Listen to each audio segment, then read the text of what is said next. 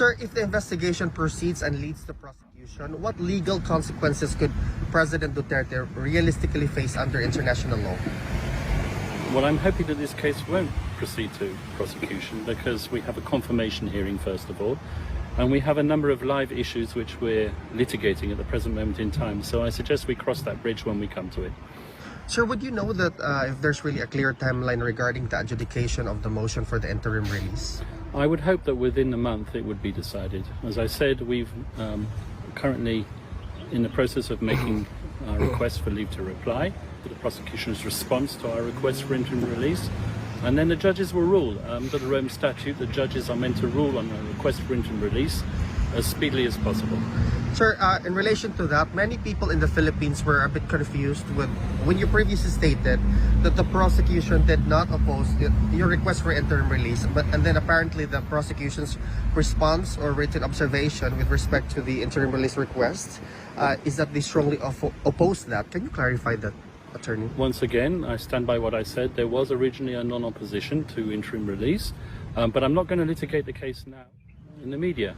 The case is a live issue, the matter is a live issue, sorry, before the court, and I'm not allowed to litigate it by way of social media. Thank you, sir. There are reports claiming that Belgium and Australia declined to host former President Duterte during his interim release. What is the truth behind this? Well, I don't know where Cristina Conti, because I guess that's who you're referring to, got that from. I'm not going to comment on any country. I'm not allowed to.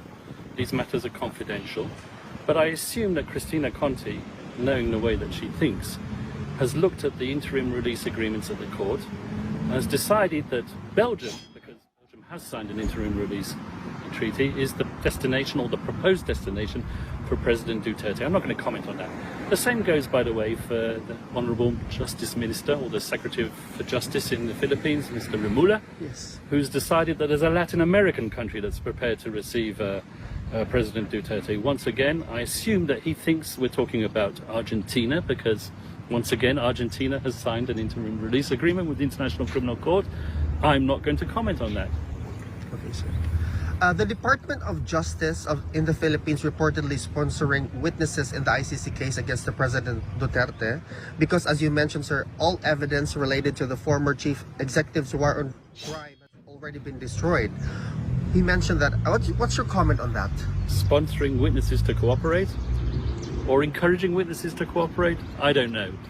We'll investigate that matter, and if it's true, then they will be cross-examined, those witnesses, in court, and these allegations will